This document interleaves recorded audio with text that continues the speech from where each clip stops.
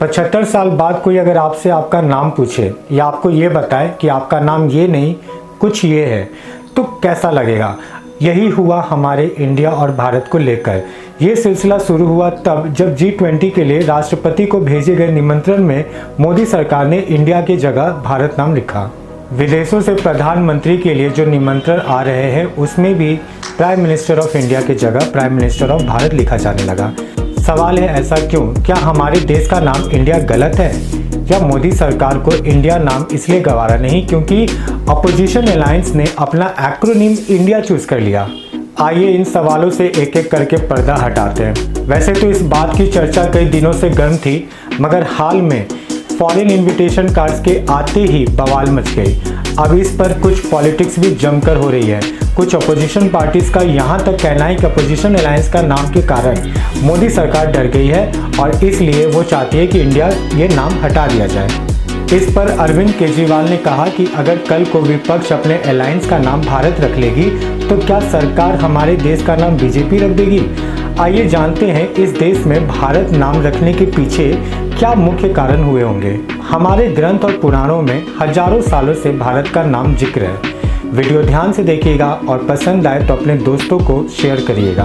दोस्तों, हजारों सालों से पुरानी सनातन परंपरा में हर चीज़ के मायने हैं। यहाँ कुछ भी ऐसे ही नहीं है, हर चीज़ का अपना एक विधान है। फिर चाहे वो खान पान हो, हमारी योगासन हो या हमारे पूजा पाठ हो, हर चीज़ का अपना एक दर्शन और विज्ञान है। जरा सोचिए, जब उस सनातन परंपरा में जब अपने भूखंड या राष्ट्र का नाम रखने की बारी आई होगी तो क्या उसके पहले कुछ सोच विचार नहीं किया होगा क्या? पुराणों के मुताबिक भारत का नाम ऐसे ही नहीं रखा गया। भारता है, इसका मतलब भा का मतलब है भाव, यानी महसूस करना, सेंसेशन, जो हम प्रकृति को सेंस करते फील करते हैं। रा का मतलब है राग, यानी संगीत, जो हमारे भारतीय होने का पहचान है। ता का मतलब है ताल, यानी रिदम, जो कहा जाता है कि जो इंसान इस रिदम, अपनी प्रकृति की रिदम से चलेगा वो इंसान का जीवन बहुत ही सुखमय होगा, और जो इस प्रकृति के रिदम को नहीं मानेगा या उसके विपरीत चलेगा वो इंसान अपने जीवन में कभी सुख नहीं होगा। मध्य युग में जब अगर बात करें तो तुर्क और ईरानी सिंधु घाटी से भारत में प्रवेश किए। उन्होंने स अक्षर को ह कहकर बुलाते थे और यही कारण है कि सिंधु से हिंदू शब्द आ गया और हिंदू से हमारा देश का नाम हिंदुस्तान रखा गया। और फिर जब ब्रिटिशर्स भारत आए तो उन्होंने सिंधु घाटी को इंडस वैली कहा और उसी इंडस वैली से देश का नाम इंडिया कर दिया गया। वैसे भी उन्हें भारत या हिंदुस्तान कहना मुश्किल लगता था, तो उन्होंने अपने कंफर्ट के अनुसार उन्होंने अपना देश का नाम चेंज कर दिया। और वैसे भी अगर किसी राज्य, किसी देश पर, किसी कल्चर पर अगर दूसरे की हुकूमत आ जाए तो वो लोग अपना देश का नाम चेंज करते ही हैं, जिससे हमारी पहचान खो जाए। और उस समय क्योंकि हम लोग गुलाम थे तो हम लोग कुछ चाह के भी नहीं कर सकते थे। मगर गलती यहाँ पे यह थी कि जब हमारा देश 75 साल पहले आज़ाद हुआ तो हमें उसी समय देश का नाम भारत रख देना चाहिए था, मगर हम इस गलती को नहीं सुधारे। इस गलती को सुधारने की बजाय हम अपने देश का नाम इंडिया ही रहने दिया, तो हमें इस नाम से चिढ़ भी नहीं था।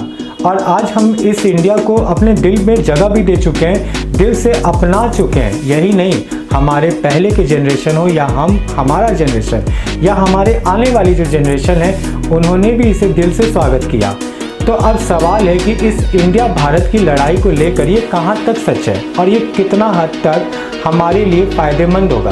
अगर ऐसे देखा जाए तो आज हम अपने बैंक को देखें तो बहुत सारे बैंक जो इंडिया के नाम पर है। यहाँ तक कि बड़ी बड़ी कंपनियाँ, यहाँ तक कि खुद मोदी सरकार ने बहुत सारी योजनाएं बनाई जो डिजिटल इंडिया के नाम पर रखी गई। आइए देखते हैं कि इंडिया हमारे देश का नाम कितना सही है या कितना गलत।